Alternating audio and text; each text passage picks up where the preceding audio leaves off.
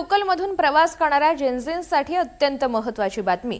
मुंबई लोकलमधून प्रवास करणाऱ्या जेन्झींसाठी 3 डबे गर्दीच्या वेळी राखीव ठेवा अशी मागणी नगरसेविका तेजस्विनी घोसाळकर यांनी केली आहे। चर्चगेट, डहाणू, सीएसएमटी आसनगाव या लोकलमध्ये स्वतंत्र डब्यांची मागणी करण्यात आली आहे। सकाळी 5 ते रात्री 11 या वेळेत 12 पैकी 3 डबे हे विद्यार्थ्यांसाठी राखीव करण्याची मागणी करण्यात आली आहे।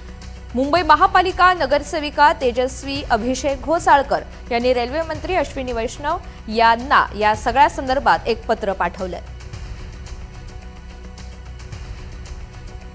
या संदर्भात माहिती जाणून घ्या, देवेंद्र कोलटकर आपल्या सोबत आहेत। देवेंद्र, ही मागणी नेमकी का करण्यात आलेली आहे, सविस्तर काय अपडेट आहे?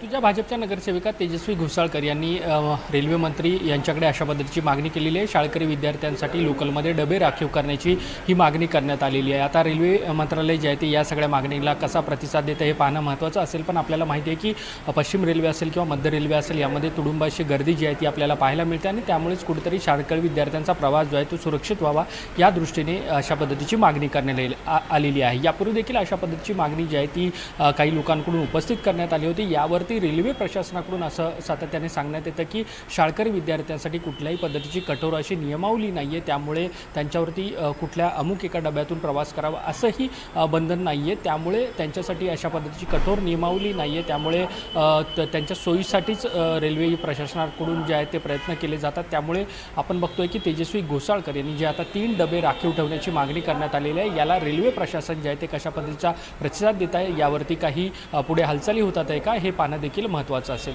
ऋतुजा, खरं आहे देवेंद्र, धन्यवाद सविस्तर माहितीसाठी।